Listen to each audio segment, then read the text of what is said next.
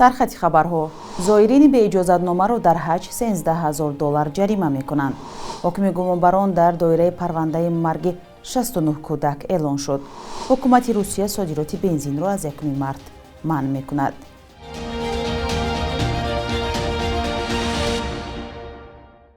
салом бинандаҳои азиз, навиди бомдодиро тамошо доред ки аз студияи душанбе тақдиматон мешавад. имрӯз 28 феврал аст. арабистони саудӣ ҳушдор дод ки шахсонеро ки беиҷозатнома дар маросими ҳаҷ 2024 иштирок мекунанд ҷаримаҳои сангин ва ҳабс интизор аст. вазорати ҳаҷ ва умраи арабистони саудӣ эълон кард ки дар сурате ки шаҳрвандони кишварҳои дигар ва сокинони хориҷӣ муқими ин кишвар беиҷозатнома дар маросими ҳаҷи имсола иштирок кунанд, 50000 риёли саудӣ баробар ба $13000 ҷарима хоҳанд шуд.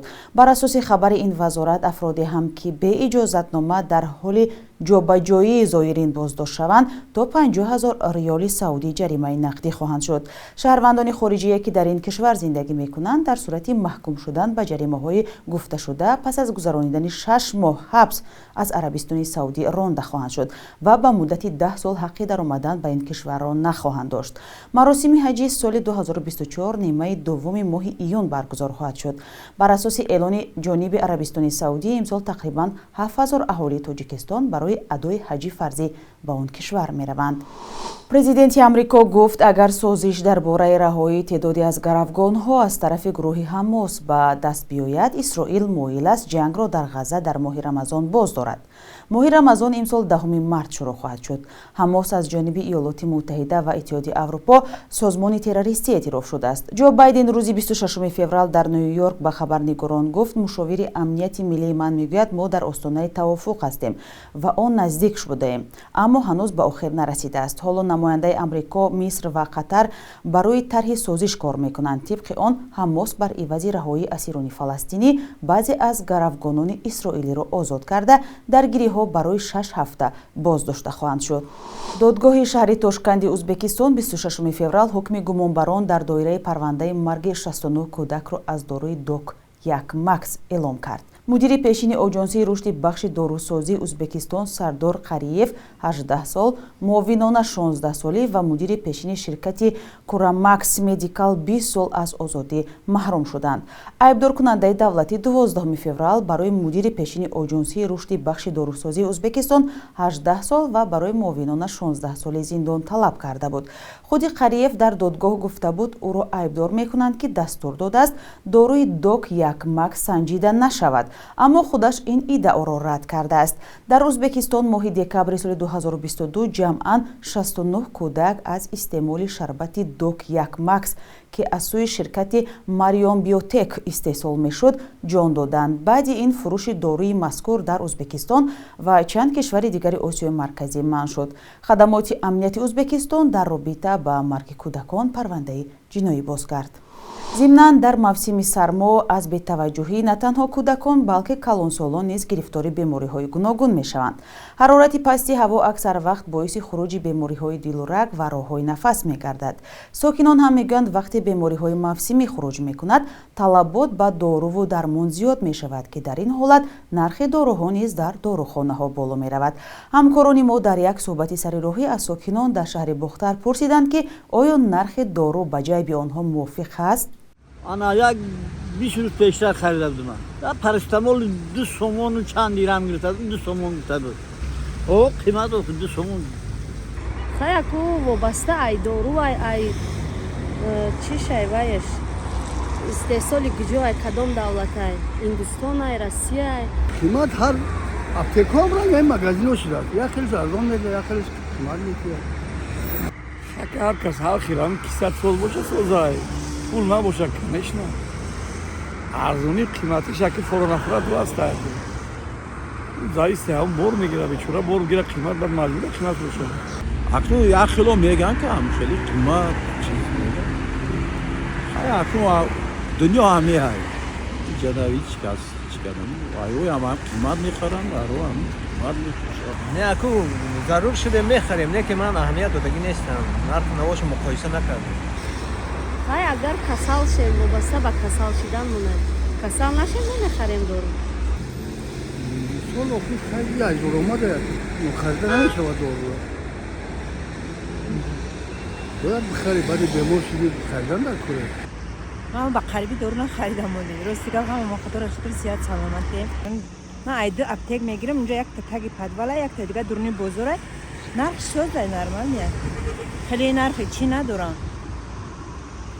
ایده اپتیکو فرق میکنه. دو تا اپتیک هر دوش نازه نرخشون نازه. من مثال ممکن یک 200 300 اگر اون کسال نباشه اون کسال پیدا شود ممکن است 1000 هم زیاد بروه 1500 بروه مثال یک کسالی باشه یه اکیمانی خیلی شده میدونم خدا از کسال نشه میخواد سرکور و اپتیکو کم داره ان شاء الله پیاز همه جا بود میره و یک بچه‌اش در روسیه باشه خدا خواهد ان شاء الله که میخره داروشو من در اپتیک سر کار ندارم دارو نخریدم من در بیارم فرزندم میارم که نمیدونم آخه دارومون هم اپتیک همون چون میخریم خریبی چی ما هست بخترون نمیدونم خیلی خدا اگه میرسه مشه که توکل به خدا.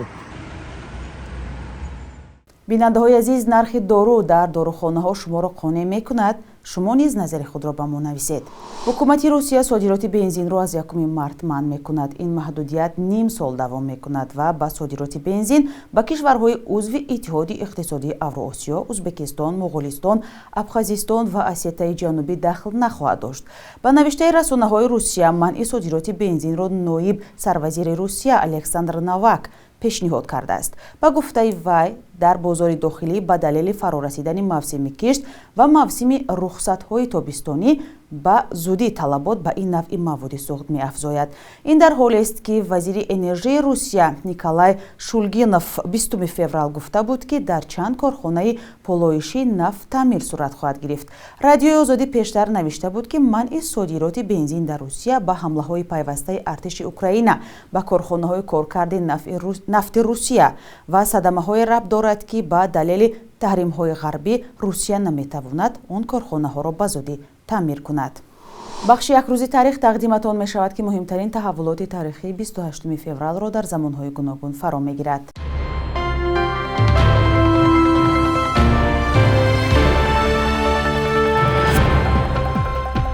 کمیسیون مجوزدهی کمیته رادیو و تلویزیون تاجیک برای ایجاد مانع و مشکلات در راه گرفتن اجازتنامه کار به شبکه‌های مستقل صدا و سیما مورد انتقاد شدید قرار گرفت.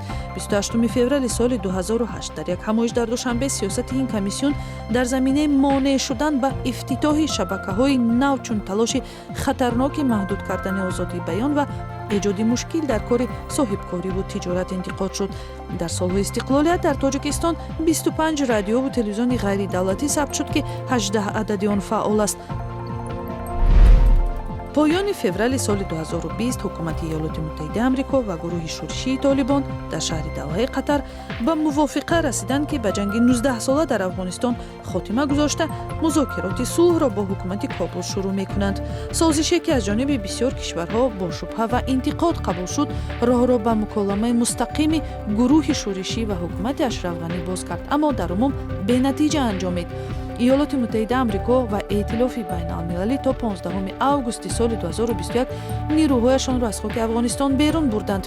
تاجیکستان اعتراف طالبان را قاطعانه رد کرده است. 28 فوریه سال 1951 آوازخوان تاجیک و عضو دسته هنری گلشن عمرزیوف تولد شده است. این هنرمند که صدای نرم و فوره می‌دارد در یک مصاحبه‌اش با ازیا پلوس اعتراف کرد که با سپارش این مقامات مجبور بود بسیار وقت ترانه‌های روسی بخواند ولی شنونده‌اش در تاجیکستان تقاضای دیگر داشت. سال‌های بعدی به اجرای آهنگ‌های تاجیکی زمانوی و کلاسیکی پرداخت. قرب روبل روسی نسبت به دیروز اندک بالا رفته امروز 1000 روبل به 119 سومانی برابر شد. بر اساس قربی تعیین کرده بانک ملی تاجیکستان در بانک‌های کشور $100 به 1095 سومانی و 100 یورو به 1189 سومانی عوض می شود.